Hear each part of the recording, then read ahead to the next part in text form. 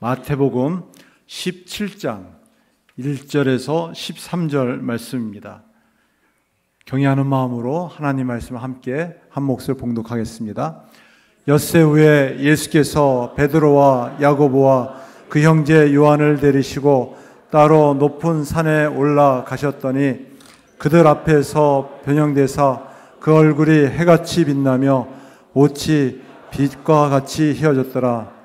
그때 모세와 엘리야가 예수와 더불어 말하는 것이 그들에게 보이거늘 베드로가 예수께 여쭈어 이르되 주여 우리가 여기 있는 것이 좋사오니 만일 주께서 원하시면 내가 여기서 초막셋을 짓되 하나는 주님을 위하여 하나는 모세를 위하여 하나는 엘리야를 위하여 하리이다.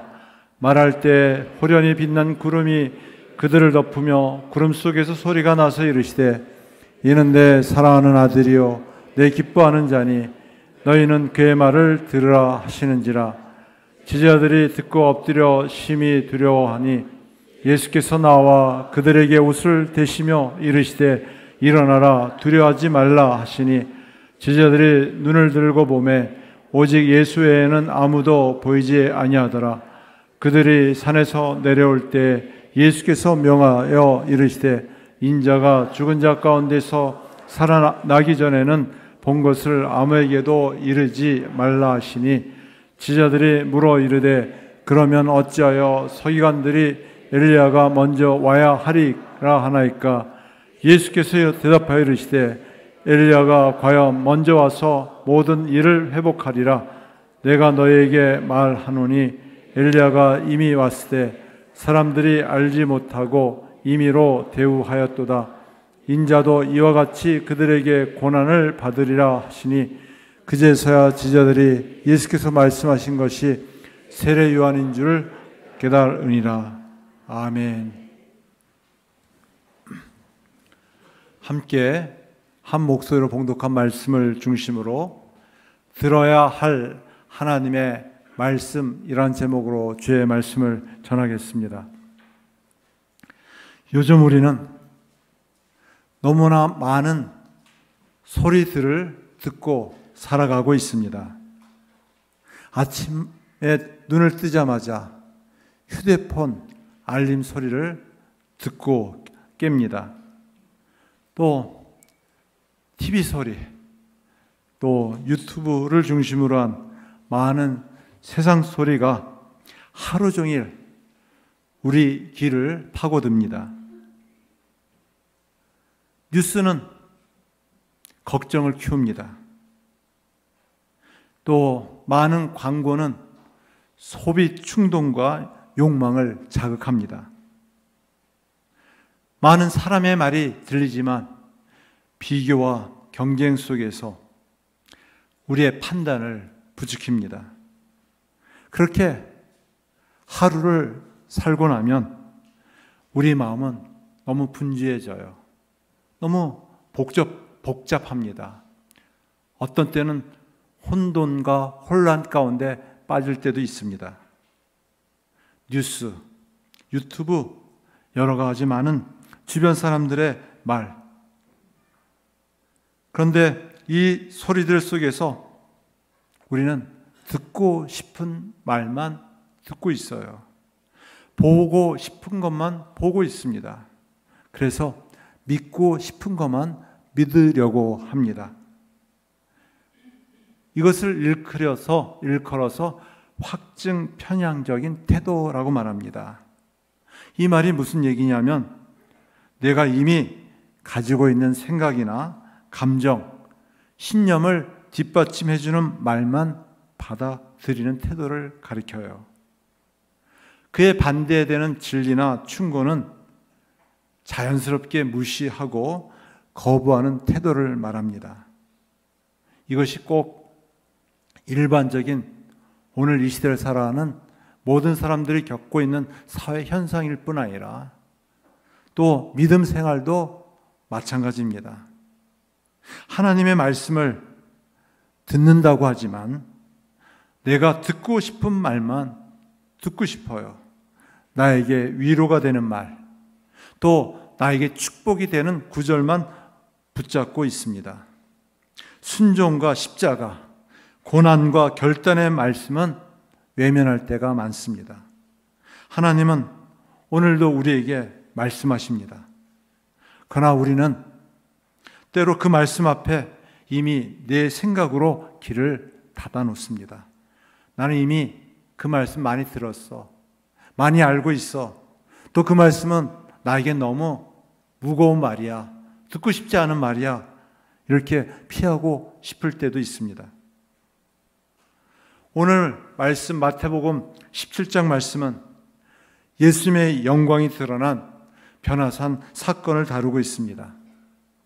그곳에서 제자들은 예수님의 영광스러운 모습을 보았어요. 그리고 가장 존경했던 모세와 엘리야도 예수님과 함께 있는 장면을 보았습니다. 그야말로 기적을 체험한 것이에요. 황홀경에 빠지고 말았습니다. 이것이 생시인지 아니면 환상인지 모를 정도로 놀라운 광경이었습니다. 그런 환상 가운데 하나님께서 친히 구름 가운데 들려주시는 말씀이 있었어요. 그 말씀 무엇이냐? 이는 내 사랑하는 아들이요 내 기뻐하는 자니 너희는 그의 말을 들으라 말씀하셨어요.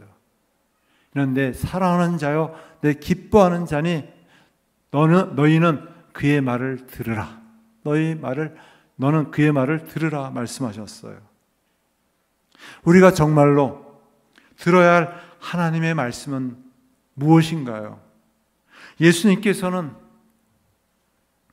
제자들에게 놀라운 장면을 보여주시고 또한 그들의 감격스러운 그런 감정 속에서 말씀하셨어요. 참된 구원과 하나님의 계획이 무엇인지를 친히 말씀하셨습니다. 오늘 우리에게도 말씀하십니다. 우린 하나님의 말씀을 듣고자 나왔어요. 과연 내가 듣고자 하는 말만 듣고 보고자 하는 것만 보고 또 내가 믿고자 하는 것만 믿으려고 하는 이 시대 속에서 우리에게 진정 들려주시고자 하시는 하나님의 말씀은 무엇일까요? 그것은 우리를 향한 구원의 놀라운 계획이에요. 또 이 시대를 살아가면서 우리가 붙잡아야 될 하나님의 말씀입니다. 우리가 어떻게 믿음을 가지고 참된 믿음의 길, 신앙의 길을 걸어가야 할지 우리에게 오늘 말씀하여 주십니다. 귀를 열고 마음을 열고 주의 말씀을 듣는 우리 모두가 되어지길 간절히 바랍니다. 먼저는 오늘 말씀 1절에서 3절 말씀에 보면은 하나님께서 구원의 놀라운 계획을 말씀하세요. 그 구원의 놀라운 계획은 예수 그리스도 안에 있었습니다. 예수 그리스도 안에 온전히 드러내게 하셨습니다. 오늘 말씀 보면은 엿새 후에 예수님께서 제자들에게 자신이 십자가 고난과 죽음을 말씀하셨어요. 이것을 예고하셨을 때 제자들은 도저히 받아들이고 싶지 않았어요. 충격적이었어요.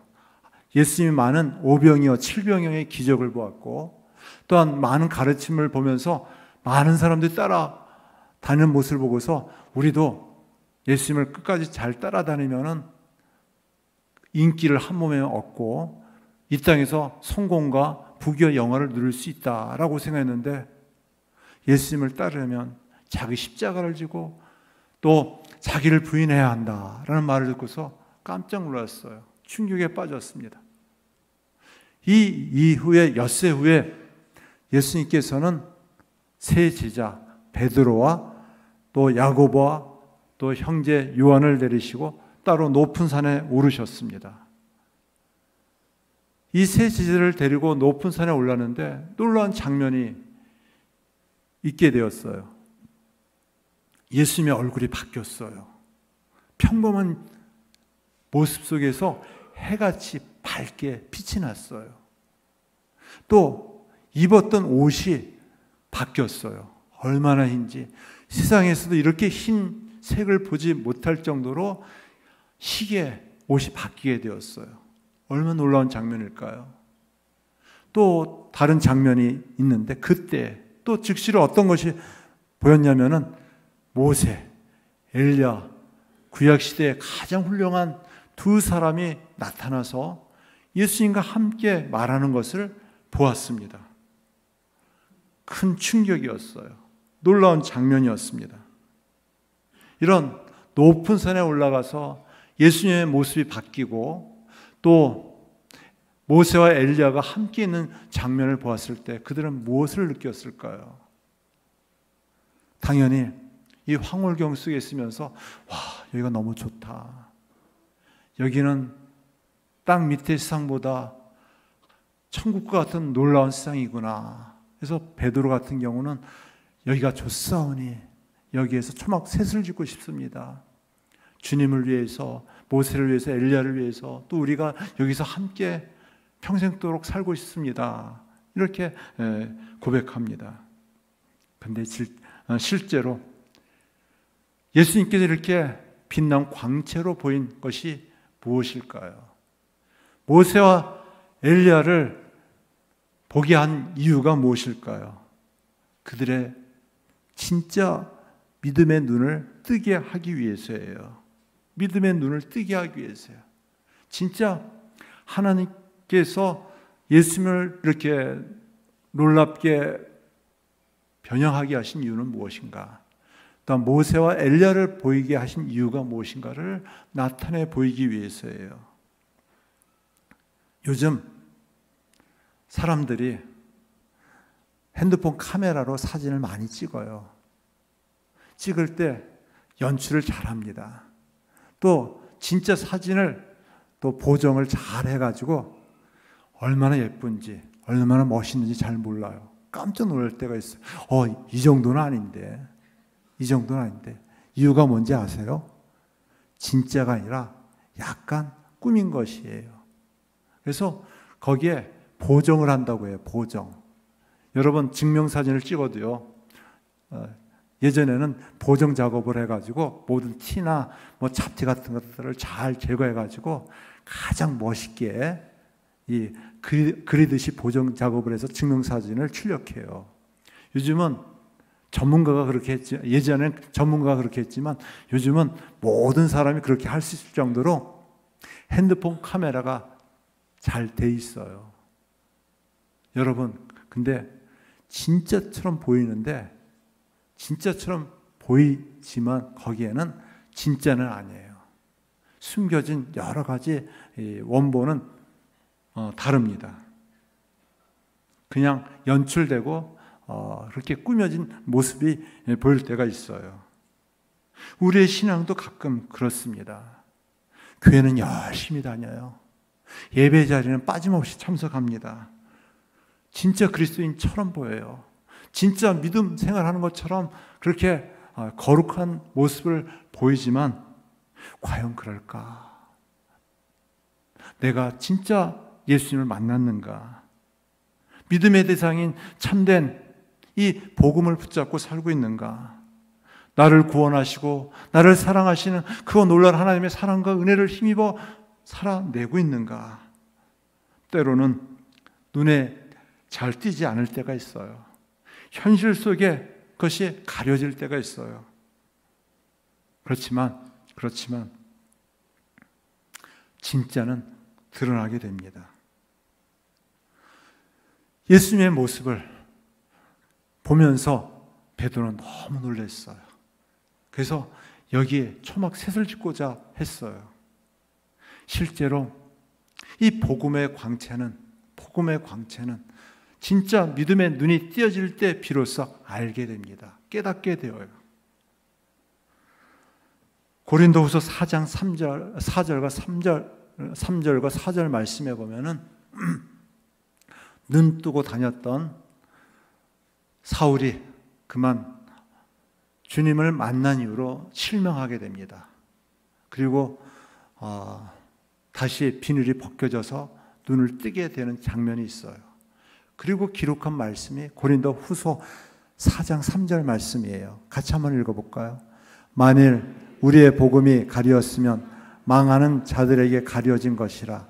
그 중에 이 세상의 신이 믿지 아니하는 자들의 마음을 혼미하게 하여 그리스도의 영광의 복음의 광채가 비치지 못하게 함이니 그리스도는 하나님의 형상임이라.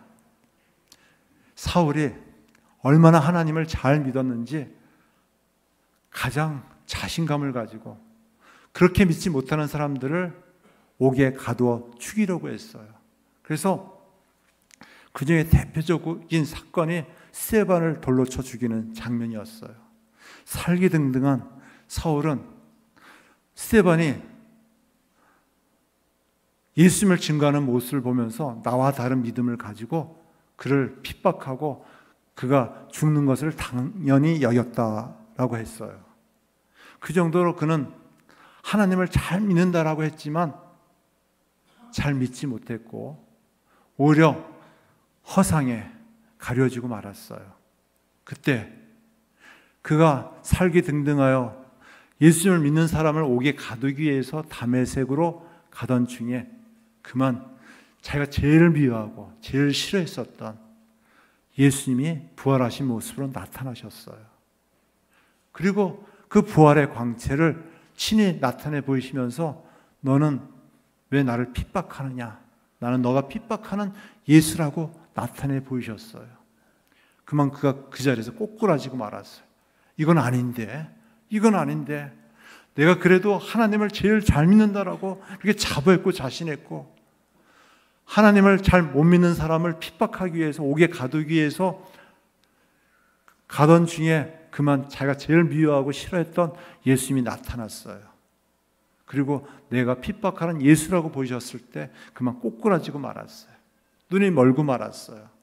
그리고 아나니아를 통해서 그 눈의 비늘이 벗겨지면서 다시 새로운 삶을 시작하게 되었어요. 바로 그 말씀입니다. 사람들은 다 눈뜬 장님들이에요.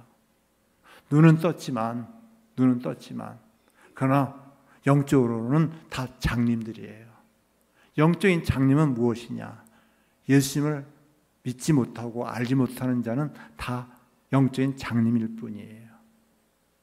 그래서 사도 바울은 참 영적인 의미로서 깊은 이야기를 하는데 복음에 가려진 자들은 다 망하는 자들이다 라고 말해요. 이 땅에서 다 부와 영화를 구하며 살고 있지만 영적으로는 다 망하는 자들이에요. 죄로 말미암아 죽음으로 또 영원한 지옥 형벌로 다 망할 자들입니다. 하지만 하나님은 우리를 너무 사랑하셔서 망하지 않게 하시려고 우리를 구원해 주시기 위해서 이 땅에 예수님을 보내주셨어요. 예수님께서 친히 하나님의 아들로서 하나님의 형상으로서 실체로서 망할 수밖에 없는 우리 자들에게 생명의 길로, 천국의 길로, 영생의 길로 인도해 주셨습니다. 그래서 복음의 광채가 비춰졌을 때 참된 하나님의 형상을 우리가 볼 수가 있어요. 그 참된 하나님의 형상, 하나님의 지혜는 이 땅에 오신 예수님이에요. 그래서 예수님을 믿는 자가, 보는 자가 영적으로 눈 뜬 자입니다. 하나님의 크고 놀라운 구원의 계획들을 알 수 있고 믿을 수 있고 또 확신할 수 있어요. 바로 예수님을 통해서 이처럼 놀라운 하나님의 구원의 비밀들을 보게 해주셨어요. 알게 해주셨어요. 오늘 말씀 바로 베드로와 야고보와 요한이 예수님의 놀라운 그 변화된 광채를 보게 되었는데 그 광채는 무엇이었느냐? 이 땅에 하나님의 그 놀라운 형상이었어요. 구원의 놀라운 계획이었습니다. 예수님을 믿는다라는 것은 영적으로 눈을 뜬 것을 말해요. 또 영적으로 눈을 떴지만 여전히 우리에게 현실적으로 많은 어려움과 힘겨움이 있습니다. 어떻게 해야 할까요? 네, 계속해서 주님을 바라보고 의지하면서 주님의 말씀을 따라가는 것이에요. 이것이 신앙생활의 핵심입니다. 오늘 말씀 4절서부터 8절 말씀에 예수님의 놀라운 변화된 광경을 보고서 이렇게 4절에는 베드로가 고백해요. 주여, 우리가 여기 있는 것이 좋사오니 만일 주께서 원하시면 내가 여기서 초막 셋을 짓되 하나는 주님을 위하여, 하나는 모세를 위하여, 하나는 엘리야를 위하여 하리이다. 이때 예수님께서 말씀하세요. 말할 때 호련히 빛난 구름이 그들을 덮으며 구름 속에선 소리가 나서 이르시되, 하나님께서 하늘에서 친히 말씀하시기를 이는 내 사랑하는 아들이요 내 기뻐하는 자니 너희는 그의 말을 들으라 하시는지라. 이 말씀이 언제 기록되었을까요? 네, 예수님께서 요단강에서 세례 요한에게 세례를 받을 때 하늘이 열리며 하나님께서 말씀하신 음성이에요. 이는 내 사랑하는 아들이요 기뻐하는 자니 라고 말씀하십니다. 그리고 그 다음에 중요한 말씀이 있어요. 너희는 그의 말을 들으라. 너희는 그의 말을 들으라 말씀하세요. 무엇보다 예수님을 만났고 믿는다면, 영적으로 눈을 떴다면 계속해서 예수님의 말씀을 듣고 순종하는 삶을 살아가야만 합니다. 우리는 좋은 추억들을 잊지 않고 기억하려고 해요. 이전에 여행지에서 가서 보았던 아름다운 장면들, 또 함께 했었던 즐거운 시간들. 그런데 그때 그 시절은 이미 지나간 과거예요. 다시 되돌이킬 수가 없어요. 거기에 매이고 그 추억 속에 살면 아무 소용이 없어요. 다시 현실로, 일상의 삶으로 돌아와야만 합니다. 베드로도 마찬가지였어요. 변화산에서 거기에서 계속 있고 싶었지만 다시 산 밑으로 내려와야만 했었습니다. 아무리 아름답고 감동적인 곳이라도 현실은 너무나도 힘들고 어렵습니다. 일상의 삶으로 돌아와야만 합니다. 학생들은 학교로, 또 부모는 일터로 다시 돌아가야만 합니다. 가정으로 돌아가야만 합니다. 그 삶의 자리에서 책임과 역할을 감당해야만 합니다. 베드로도 그러하였습니다. 예수님의 변화된 모습을 보았어요. 또 거기 산에 머무르기를 원했지만 하나님께서 말씀하십니다. 너희는 그의 말을 들으라 하시는지라. 제자들이 듣고 엎드려 심히 두려워하니 예수님께서 두려워하는 제자들에게 다시 말씀합니다. 일어나라, 두려워하지 말라. 제자들이 눈을 들고 보매 오직 예수 외에는 아무도 보이지 아니하더라. 예수님 외에는 아무도 볼 수가 없었습니다. 우리 신앙의 여정도 마찬가지예요. 늘 끊임없이 믿음의 주여 온전케 하시는 예수님을 바라보고 예수님의 말씀을 따라 우리의 믿음의 삶을 살아내야만 합니다. 그런데 힘들고 어려울 때가 너무 많습니다. 신앙의 여정은 우리에게 항상 꽃길, 꽃밭만이 아니라 가시밭길, 좁은 길입니다. 예수님께서는 바로 이 말씀을 예수님의 제자들에게 하십니다. 9절 이하의 말씀입니다. 9절 이하의 말씀. 그들이 산에서 내려올 때 예수께서 명하여 이르시되 인자가 죽은 자 가운데 살아나기 전에는 본 것을 아무에게도 이르지 말라 하시니. 인자가 죽은 자 가운데 살아나는 것을 살아나기 전에는 본 것을 아무에게도 말하지 말라. 이 모든 본 것들을 함구하도록, 침묵하도록 말씀하세요. 그러면서 12절의 말씀에서는 무엇이라고 말씀하냐면 인자도 이와 같이 그들에게 고난을 받으리라. 높은 산에서 그 놀라운 광경을 보고서 거기에 머무르기를 원했지만 다시 산에 내려와야만 했어요. 그리고 산에 내려왔을 때 현실적인 삶은 무엇이 기다리고 있었는가? 고난의 십자가가 기다리고 있었습니다. 이 고난의 십자가 죽음의 터널을 통과해야지만이 부활의 예수님의 놀라운 영광을 볼 수가 있었습니다. 그들은 이 사실을 외면하고 있어요. 또 알면서도 받아들이고 싶지 않았습니다. 그리고 또 그런 현실 속에서 예수님을 저버리고 부인하고 흩어져 도망가고 말았어요. 우리가 예수님을 믿지만 우리에게 항상 꽃길만이 또 화창한 봄날만이 있는 것이 아닙니다. 오히려 우리에게 더 큰 환난과 핍박이 있을 수 있어요. 세상이 예수님을 믿는 것을 미워합니다. 조롱합니다. 핍박합니다. 그렇지만 그것을 끝나는 것이 아니라 그 고통의 터널을 통과해야지만이 십자가 이후에 부활의 영광이 기다려지고 있습니다. 예수님께서는 제자들에게 그런 말씀을 하시는 것이에요. 친히 이 십자가의 고난의 죽음, 고난의 죽음으로 끝나는 것이 아니라 그 이후에 영광이 또 기다려지고 있음을 말씀하고 있어요. 좀 더 쉽게 설명하자면 세상에 가장 힘든 고통이 있다면 이 여인이 아기를 낳는 산고의 고통이래요.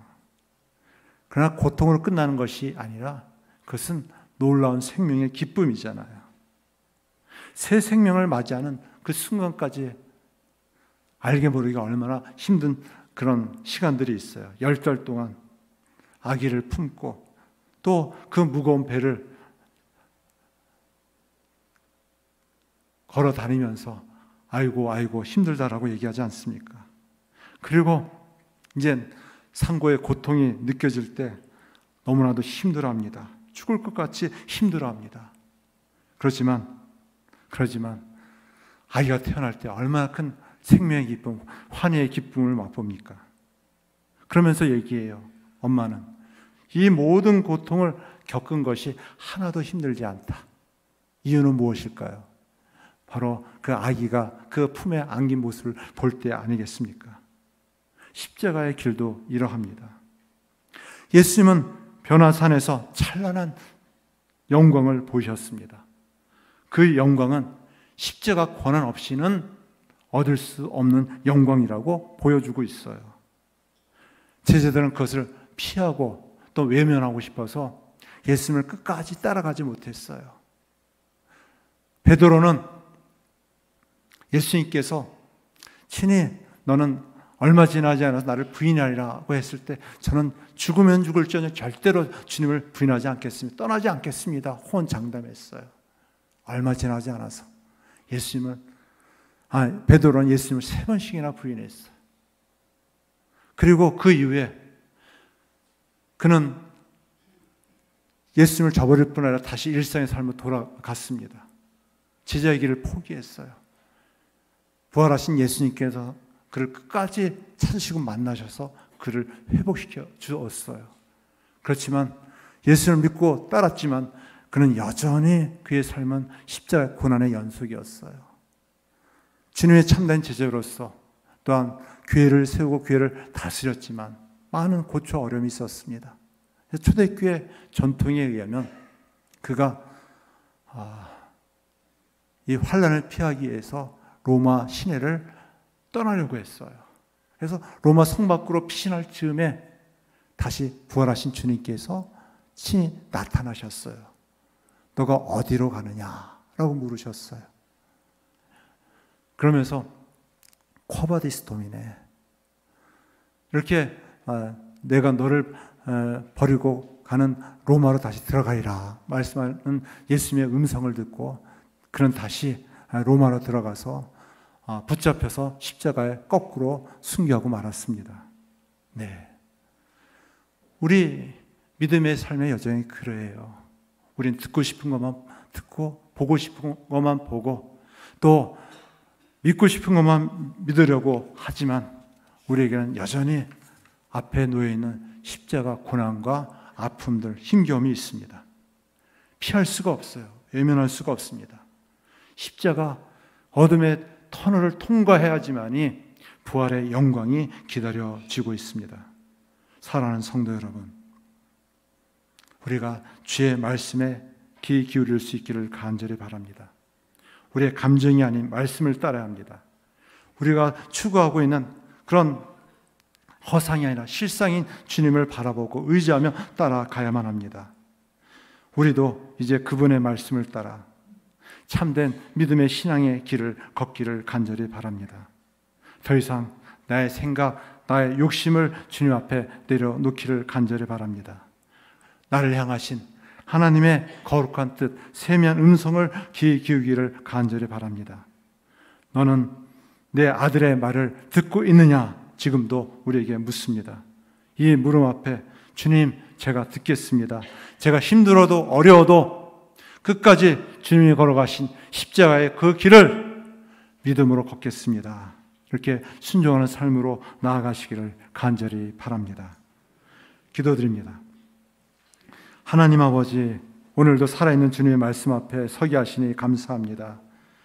우리도 이 시간 예수님을 통해서 우리에게 허락하여 주신 구원의 놀라운 계획과 뜻을 깨달아 알게 하여 주시고, 또한 믿음의 주에 온전케 하시는 주님을 또 바라보며 순종할 수 있게 하여 주시옵소서.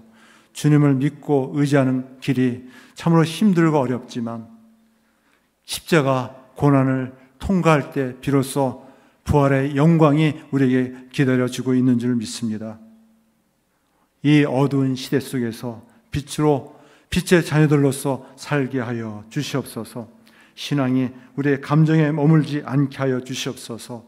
말씀에 더 깊은 뿌리를 내릴 수 있게 하여 주시옵소서.